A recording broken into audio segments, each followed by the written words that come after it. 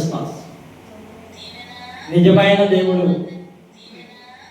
నీతిమంతుడు, సత్యవంతుడు, న్యాయవంతుడు, చూచుతున్న దేవుడు, వినుతున్న దేవుడు, మాట్లాడే దేవుడు. దేవుడికి స్తోత్రం. హల్లెలూయా. ప్రభువైన యేసుక్రీస్తు వారు ఈ లోకంలోకి వచ్చిన తర్వాత ఆయన మాట్లాడే మాటలు ఏంటంటే, క్రిస్మస్ పండుగ అంటే క్రీస్తు మనలో పుట్టడం. ప్రభువైన యేసుక్రీస్తు వారు మనలో ఉంటే పొరుగు వారిని ప్రేమించేవారిగా ఉంటాము. మనం పొరుగు వారిని ప్రేమించేవారిగా ఉంటున్నామా? పొరుగు వారిని ప్రేమించడమే క్రీస్తులో పుట్టడం, క్రీస్తు మనలో ఉంటాం. క్రీస్తు మనసుతో ధరించుకున్నామంటే, దేవుడి వైపు మనం చూస్తున్నామంటే, బైబిల్ చదువుకునే మనము, ప్రార్థన చేసుకునే మనము పొరుగు వారిని ప్రేమించేవారిగా ఉండాలి. ప్రేమించే వారిని ప్రేమించడం కాదు, పేదలను ప్రేమించేవారిగా ఉండాలి, లేని వారిని ప్రేమించేవారిగా ఉండాలి, శత్రువులను ప్రేమించేవారిగా మనం ఉండాలి. రెండోదిగా మనం చూసినట్లయితే, ఈ లోకములో కీడుకు ప్రతికీడు చేస్తూ ఉంటారు. ప్రభువుని అంగీకరించిన మనము, బైబిల్ చదివే మనము, ప్రార్థన చేసుకునే మనము, క్రీస్తుని ఆరాధించే మనము, దేవాలయానికి వచ్చే మనము, మందిరానికి వచ్చే మనము కీడుకు ప్రతికీడు చేయకూడదు. కీడుకు ప్రతికీడు చేయకూడదు. ఒక చెంపలో కొడితే రెండో చెంప కొట్టించుకోవాలి తప్ప రెండు చెంపలు మనం వాయించకూడదు. మనం ఏం చేస్తాం? ఎవరైనా ఒక మాట అంటే 4 మాటలు అంటాం. ఎవరైనా ఒక దెబ్బ కొడితే 10 దెబ్బలు కొడతాం. మనం అలా ఉండకూడదు. కొట్టించుకునే వారిగా ఉండాలి, తెచ్చుకునే వారిగా ఉండాలి, అనిపించుకునే వారిగా ఉండాలి. మనం మౌనంగా ఉండాలి. ఎప్పుడైతే మనం మౌనంగా ఉంటామో దేవుడు కోటింగ్ ఇస్తాడు అవతల వ్యక్తికి. మారు మనసున్న పొందుతాడు, రక్షణ పొందుతాడు, లేదా తిరిగి లెగలేడు. కాబట్టి మనం మౌనంగా ఉండేది నేర్చుకునేవారుగా మనం ఉండాలి. మూడోది మనం చూసినట్లయితే,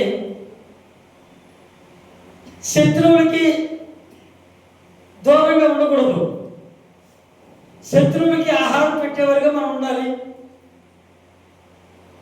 శత్రువులకి నీళ్ళు ఇచ్చేవారుగా ఉండాలి. శత్రువులకు సహాయం చేసేవారుగా మనం ఉండాలి. మంచివారు సహాయం చేయడం కాదు, మన పగస్తులకి, మన శత్రువుల్ని ప్రేమించేవారిగా మనం ఉండాలి. దేవునికి స్తోత్రం. హల్లెలూయా. ఇవన్నీ కూడా బైబిల్ గ్రంథంలో ఉన్నవి. రోమపత్రిక 13వ అధ్యాయము 8వ వచనం మనం చూసినట్లయితే పొరుగు వారిని ప్రేమించమని ఉంది. రోమపత్రిక 12వ అధ్యాయం 17వ వచనం చూసినట్లయితే కీడు ప్రతికీడు చేయొద్దని ఉంది. రోమపత్రిక 12వ అధ్యాయము 20వ వచనం మనం చూసినట్లయితే శత్రువు ఆకలి ఉన్నప్పుడు వారికి భోజనం పెట్టమని ఉంది. బైబిల్ ఎందుకు చదవమంటామంటే, బైబిల్ చదివిన దాని వల్ల వాక్యం మనలో ఉంటుంది, వాక్యానుసారంగా మనం జీవించగలిగేదాము. దేవుడు ఎందుకు భయభక్తులుగా నడుచుకుంటాము. అలా బైబిల్ చదవలేదనుకో క్రిస్మస్ పండుగ చూస్తాం. క్రిస్మస్ పండుగ ఈ పండుగలు అయిపోయిన తర్వాత మళ్ళీ ఎండగా ఒక సిస్టర్ గారు మాట్లాడుతూ ఉన్నారు. వాళ్ళ కుమారుడు పచ్చి తాగబోతూ, అయితే 40 రోజులు దీక్ష తీసుకున్నాడట. ఈ 40 రోజులు తాగలేదు. ఈ 40 రోజులు మందు షాప్కి వెళ్ళలేదు. ఈ 40 రోజులు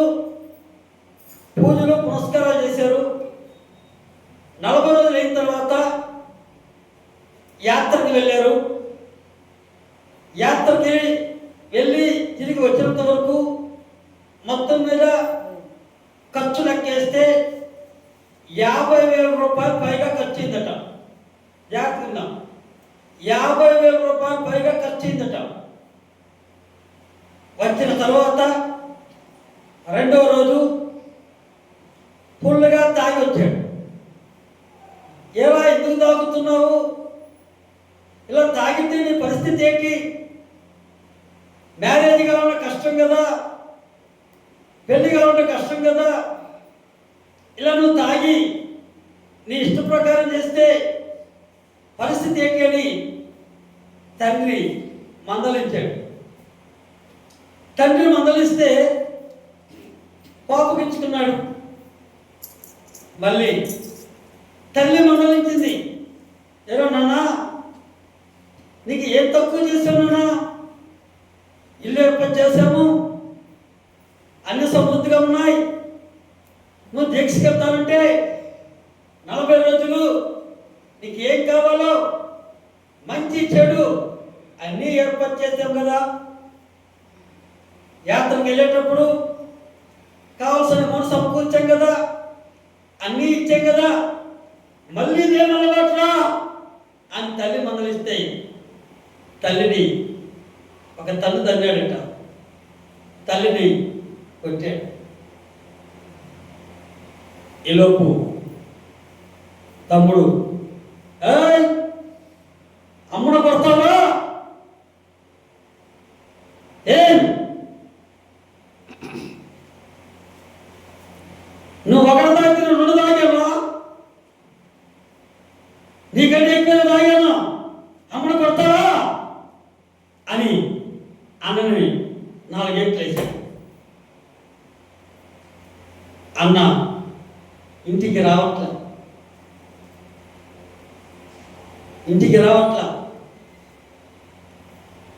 వారం రోజుల నుంచి ఇంటికి రావట్లా.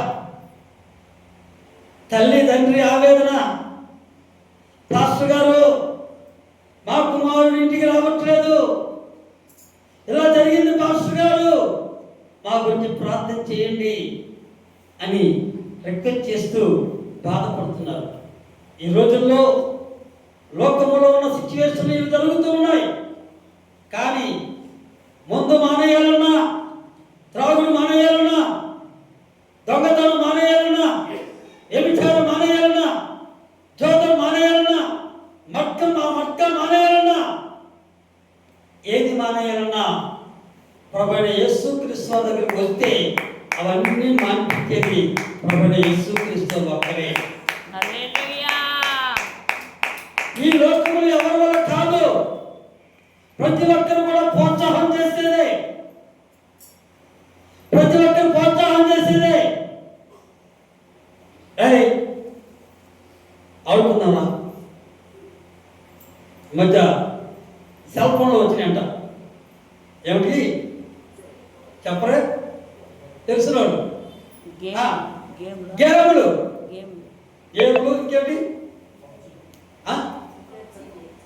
చెప్పండి త్వరగా. పబ్జీలు గేములు ఇవి ఆడుతూ పిల్లలు ప్రోత్సాహం చేస్తూ అప్పులు పాలవుతున్నారు. తల్లులు ఆవేదన, అయ్యా నా మనవడు విధంగా అప్పులు చేశాడు, అయ్యా నా కుమారుడు విధంగా అప్పులు చేశాడు, నా అల్లుడి విధంగా అప్పులు చేశాడు, నా ఫ్రెండ్ విధంగా అప్పులు చేశాడు. అల్లుడు అప్పు చేయటం, ఫ్రెండ్స్ అప్పు చేయటం, మనవాళ్ళు అప్పు చేయటం, అప్పులు వారి ఇంటి మీదకి రావటం, గొడవలు పెట్టుకోవటం, అల్లర్లు, ఇలాంటివన్నీ జరుగుతూ ఉన్నాయి లోకంలో. కానీ ప్రతి ఒక్కరూ మారు మనసు పొందాలంటే, ప్రతి ఒక్కరు రక్షణ పొందాలంటే, ప్రతి ఒక్కరికి అప్పులు తీరాలంటే, ప్రతి ఒక్కరికి సమస్యలు చిడుదలు రావాలంటే, ప్రతి ఒక్కరికి బాధలు పోవాలంటే, వ్యాధులు పోవాలంటే, ఆ రోగాలు పోవాలంటే ప్రభువైన యేసుక్రీస్తు వారిని ఆహ్వానిస్తే, మన హృదయంలో ప్రభువైన యేసుక్రీస్తు యేసుక్రీస్తు వారికి స్థానం ఇస్తే మనలో మార్పు వస్తుంది, మన కుటుంబం ఆశీర్వదించబడుతుంది, మన కుటుంబంలో కొరత ఉండదు, మన కుటుంబంలో కొలువు ఉండదు, మన కుటుంబంలో లేమి ఉండదు, మన కుటుంబంలో అన్ని సమృద్ధిగా ఉంటాయి. గొడవలు, అల్లరులు, పేచీలలో సమాధానం కలిగి కుటుంబంలో ఉండగలిగింది. దయచేసి ప్రార్థన చేయండి, ప్రోత్సాహం చేయకండి. వారిలో సమాధుల తోట దేవుడు మనకి ఇచ్చాడు. ఆ సమాధుల తోటకు దగ్గరికి వెళ్ళాం. ఈ మధ్యకాల సమయంలో వేరే చర్చిలో ఒకరిని భూస్థాపన చేశారు అక్కడ. అయితే నేను ఇంకొక బ్రదర్ను తీసుకువెళ్ళాను. ఆ బ్రదరు మంచి చర్చికి వెళ్తాడు. ఆ చర్చిలో పవర్ఫుల్, ఆ చర్చిలో లక్షల మంది వస్తారు. Digital church